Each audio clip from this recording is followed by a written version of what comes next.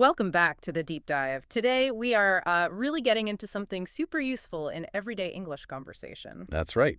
We're tackling tag questions. Exactly. Those little questions you stick on the end of sentences, they seem small, but wow, they can be tricky, can't they? They really can, especially, I think, for intermediate learners. Maybe around that B1, B2 level. You hear them all the time. But using them yourself feels a bit, uncertain sometimes. Precisely. Yeah. So our mission today is to clear that up, make you feel confident using them.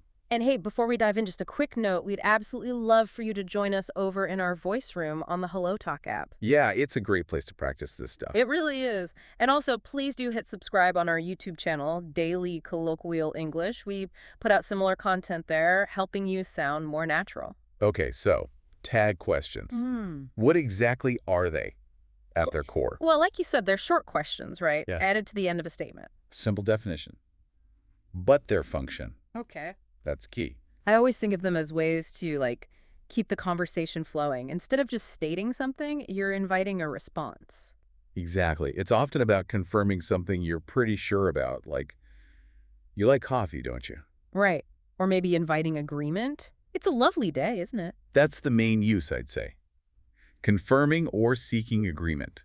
It signals you expect a response, kind of nudging the listener. It's less about genuinely asking for unknown information sometimes. And more about, maintaining that social connection, checking you're on the same page. Though, as we'll see, tone can change that. Okay, let's get into the basic mechanics then. How do you actually build one? There's a core rule, isn't there? There is. The absolute foundation is what we call reversed polarity. Reversed polarity. Sounds technical, but the idea is simple, right? Very simple. Think of it like balancing scales. If your main statement is positive. The tag question has to be negative. Correct. And if the main statement is negative. The tag question must be positive. They have to be opposites. Always. So, give us an example of positive to negative. Okay, you are happy. That's positive. So the tag is, aren't you? Negative. Perfect. Yeah. You are happy, aren't you? Yeah. Now the other way. Negative to positive. You aren't tired. That's negative. So the tag is, are you? Positive. You aren't tired, are you? That switch, that reversal is crucial. It's the signal, I've said something, now confirm or deny it for me. Makes sense. So, okay, step by step. What actually makes up that little tag part? Right. It's usually two words. First, you need the auxiliary verb. The helper verb, like be, have, do, or modals like can, will, should. Exactly. You find that in the main sentence. Or sometimes you have to add one. We'll get to that. Okay, so find the auxiliary. Then what? Then you apply that reverse polarity rule. If the statement was positive, make the auxiliary negative. If negative, make it positive. Got it. Auxiliary, then reverse polarity. Then you use the same auxiliary verb in the tag. Okay, same verb. And finally. The subject pronoun. Always a pronoun. I, you, he, she, it, we, they. Right. Never the noun itself. Like, not John is here, isn't John? No, never. It's John is here, isn't he? Pronoun is key. Okay, let's tackle that auxiliary thing, though. What if I say, you like pizza? There's no is or have or will. Ah, good point. That's where the default auxiliary comes in. Do. Right. If it's simple present or simple past and no other helper verb is visible. You use do, does, or did, depending on the tense and subject. So, you like pizza present tense, you needs do, reverse polarity. Don't you? You like pizza, don't you? And if it was past, she saw the movie, past tense C is saw. So you need the past auxiliary, did. Reverse polarity. Didn't she? She saw the movie, didn't she? Exactly. Identifying or adding that correct auxiliary, be, have, modal, or do, is step one. Okay, I think we've got the basic foundation pretty clear now. Reverse polarity, use the auxiliary, use the pronoun. That covers probably 80–90% of tag questions you'll encounter. But now we get to the fun part, the exceptions, the bits that, make English English. This is where knowing the rules isn't quite enough. These are the ones that often trip learners up because they don't seem to follow the pattern. Right. And mastering these is really key to sounding more natural, isn't it? Absolutely. These are often fixed expressions or structures you just need to learn.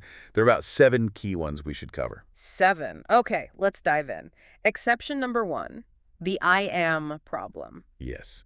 So if you follow the rules strictly, I'm early, positive statement. Auxiliary is am. Reverse polarity. Should be am I not? Or maybe am'd I? Well, am I not? Sounds incredibly formal, almost archaic. And am'd I? Nobody really says that in standard English. It sounds very strange. So what's the fix? What do people actually say? We just substitute it. The standard natural tag for I am is aren't I. aren't I, even though the verb is am. Even though the verb is am.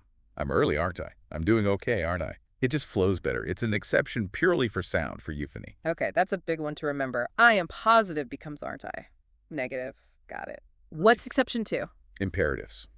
These are commands, requests, or invitations. Like, close the window or have some tea.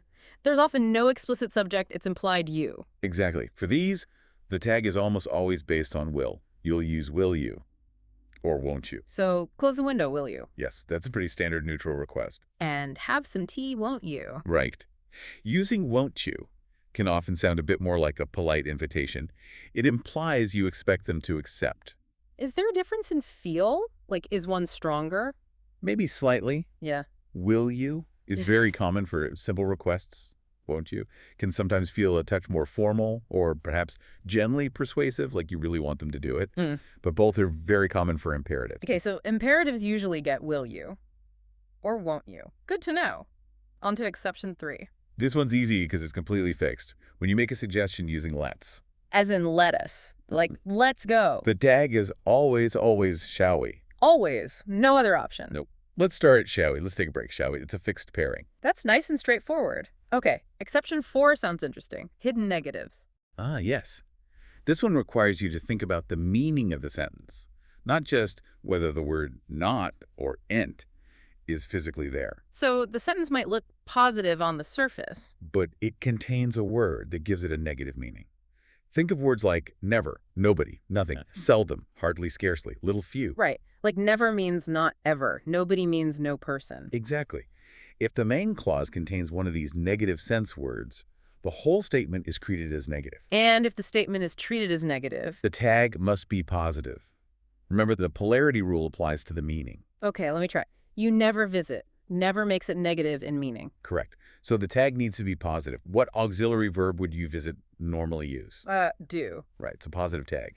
Do you? You never visit, do you? Perfect. Another one. Nothing was said. Nothing's negative. Okay. Negative meaning. Auxiliary is was. So positive tag. Was it? Nothing was said. Was it? You've got it. That's a really important one for sounding natural. Missing those hidden negatives is a common mistake. Definitely an aha moment there. Okay. Exception 5. Indefinite pronouns. What happens when the subject is everyone, somebody, no one, anybody? Right, these pronouns like everyone, someone, anyone, no one, everybody, somebody, nobody. Grammatically, they often take a singular verb, like everyone is happy. Is, yeah, singular. But in the tag question, we treat them as plural for the pronoun. The pronoun is always they. Wait, so everyone is happy. The tag isn't he or isn't she? Nope. It becomes aren't they. Everyone is happy, aren't they? Why the switch from singular is to plural, aren't they? That seems inconsistent. It does seem inconsistent with strict grammar, but it's the accepted natural way in modern English. It avoids the awkwardness of he or she.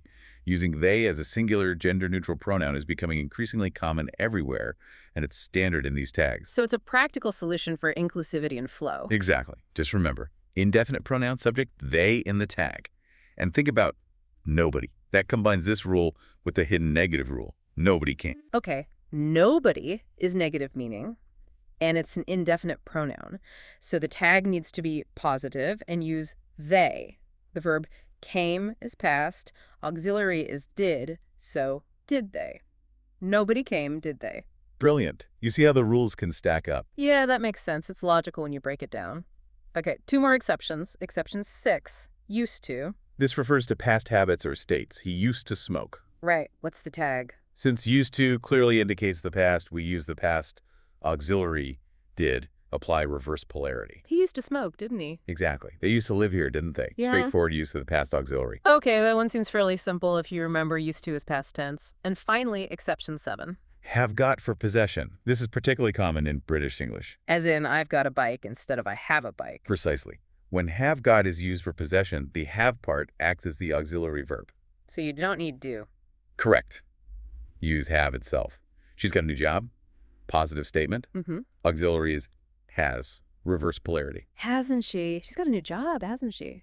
Perfect. You've got my keys, haven't you? If you hear or use that got structure for possession, the tag uses have or has. Whereas in, say, American English, you might be more likely to hear, you have my keys, don't you? Exactly. Using do is more common there if got isn't used. But if got is present for possession, the tag uses have. Okay, wow. So that's the basic rule, plus 7 key exceptions. I am anti, imperatives, will, won't you, let's, shall we, hidden negatives, positive tag, indefinite pronouns they, used to, didn't, and have got, haven't, hasn't. That's the set. Knowing those really covers the vast majority of tricky situations. But there's one more crucial element. Ah, right. It's not just what you say, but how you say it. Intonation. Intonation changes everything. It shifts the function of the tag question completely. So forming it correctly is only half the job. The way your voice goes up or down on the tag tells the listener something different. Precisely. There are two main patterns. Let's break them down. First, the falling tone. What does that sound like and what does it mean? Your voice goes down at the end, on the tag. It's cold today, isn't it? Voice falls. Okay, a downward pitch. And the meaning. This usually means you're not really asking a question. You're stating something you believe is true, and you're just looking for agreement or confirmation. You expect the answer, yes. So it's more conversational filler almost, keeping things smooth. Often, yes. Or just confirming shared understanding. We need to leave soon, don't we? Falling tone. You already know the answer, you're just stating it and expecting agreement. Okay, that makes sense. Falling tone, expecting agreement, confirming. What about the opposite, the rising tone? Here, your voice goes up at the end. You haven't seen my keys, have you?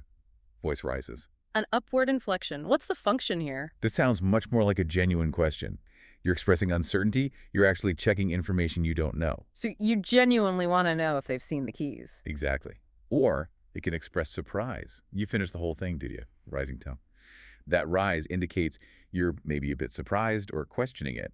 I can see how that could be misconstrued. I remember saying something like, "You solved the problem, didn't you?" with a rising tone once, and my colleague looked a bit put out, like I doubted them. Yes. If you'd used a falling tone, you solved the problem, didn't you? Yeah. Falling.